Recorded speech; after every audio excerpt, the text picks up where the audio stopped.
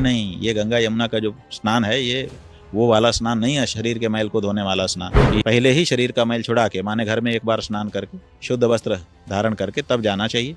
प्रणाम करके गंगा यमुना को संकल्प करना चाहिए कि मैं पुण्य स्नान करूंगा जिससे मेरे पाप नष्ट हो जाएं, पाप धुल जाएं, और फिर पवित्र भाव से अंदर प्रवेश करना चाहिए। कमर पर्यंत जल मिल जाए तो वहाँ पर डुबकी लगानी चाहिए। करोड़ लोग अगर वहाँ पर डुबकियां लगा रहे हैं, क्या कोई सही तरीका होता है डुबकी लगाने का? हाँ, डुबकी लगाने का सही तरीका जरूर होता है, ये बिल्कुल सही है। डुबकी लगाने का तरीका यह है कि कई लोग समझते हैं स्नान करना है तो अपने घर में भी स्नान करते रहते हैं, तो घर के स्नान में शरीर का मैल धोया जाता है, तो वो समझते हैं यहाँ भी शरीर का मैल धोना है। नहीं नहीं, ये गंगा यमुना का जो स्नान है ये वो वाला स्नान नहीं है, शरीर के मैल को धोने वाला स्नान। ये मन के मैल को धोने वाला स्नान है, इसलिए यहाँ शरीर का मैल नहीं छूटना चाहिए।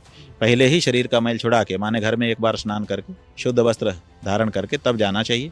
प्रणाम करके गंगा यमुना को संकल्प करना चाहिए कि मैं पुण्य स्नान करूंगा जिससे मेरे पाप नष्ट हो जाएं, पाप धुल जाएं, और फिर पवित्र भाव से अंदर प्रवेश करना चाहिए। कमर पर्यंत जल मिल जाए तो वहाँ पर डुबकी लगानी चाहिए।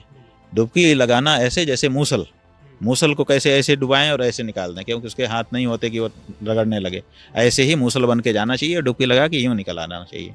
ये बताया गया है। और ये भी बताया गया है कि जिसके पाप यहाँ गंगा यमुना में धुलते हैं वो सशर्त धुलते हैं, निशर्त नहीं धुलते हैं। ऐसा नहीं कि डुबकी करोगे तो धुल जाएंगे, शर्त के साथ है। क्या शर्त है? शर्त यह है कि यहाँ से डुबकी लगाने पर मैं तुम्हारे सब पाप धो दूंगी, लेकिन यही शर्त है कि इसके बाद पाप मत करना। तो लौट करके जो जाता है फिर निष्पाप जीवन बिताता है इसके बाद कि अब मैं गंगा नहा के आ गया, अब मैं पाप नहीं करूँगा।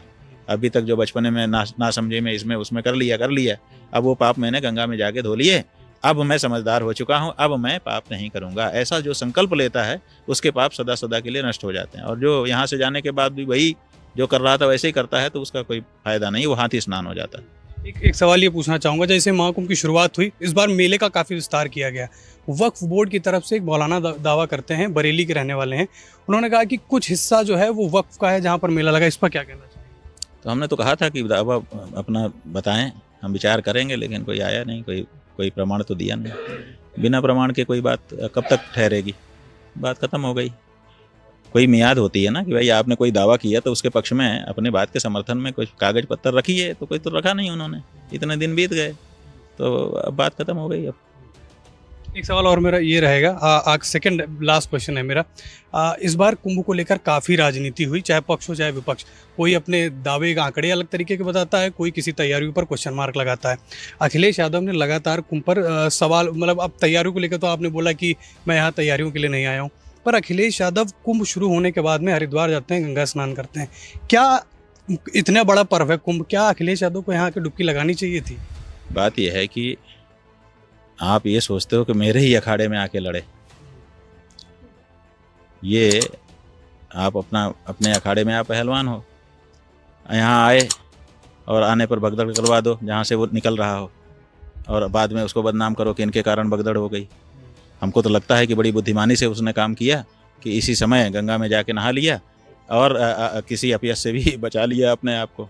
देख रहा है कि राजनीति बड़ी तगड़ी चली हुई है, और अगर कहीं हमारे आने जाने से कुछ इधर उधर हुआ तो पूरा हमारे ऊपर थोपेंगे। तो उसने अच्छा काम किया, गंगा स्नान कर लिया, और जो गंगा प्रयाग में है वही गंगा तो हरिद्वार में है, और हरिद्वार में स्नान नहीं कर सकता ऐसी तो कोई बात नहीं। उसने जो हिंदू आस्था है उसका सम्मान किया, जा करके गंगा स्नान किया। क्या ये कम है? बहुत अच्छा है।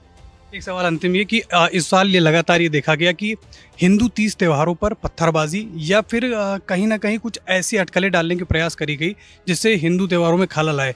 और इस सबसे बड़ा एग्जांपल तो एक चीज़ ये देखी गई, तिरुपति बालाजी मंदिर में प्रसाद में जो है कुछ अपशिष्ट पदार्थों को मिला दिया गया, जो हम नहीं मानते हैं, हमारा धर्म नहीं मानता है। तो क्या इस बार धर्म संसद में हिंदू धर्म संगठन जैसा कुछ या फिर कुछ ऐसी चर्चा हो सकती है क्या? हो ही रही है, रोज़ हमारे यहाँ संसद में चर्चा हो रही है, रोज़ हम लोग नया निर्णय ले रहे हैं, और उस हिंदू समाज उसको आत्मसात कर रहा है। एक संगठन बनना चाहिए सारे मंदिरों के लिए, जैसे हर चीज़। ये है कि आप लोग नहीं समझते हो ना, संगठन होना भी एक बहुत बड़ा संगठन होता है। केवल एक संगठन बन करके केवल एक केंद्रीय व्यवस्था बन जाए, इतने मात्र से सब कुछ नहीं होता है, उसके भी खतरे हैं।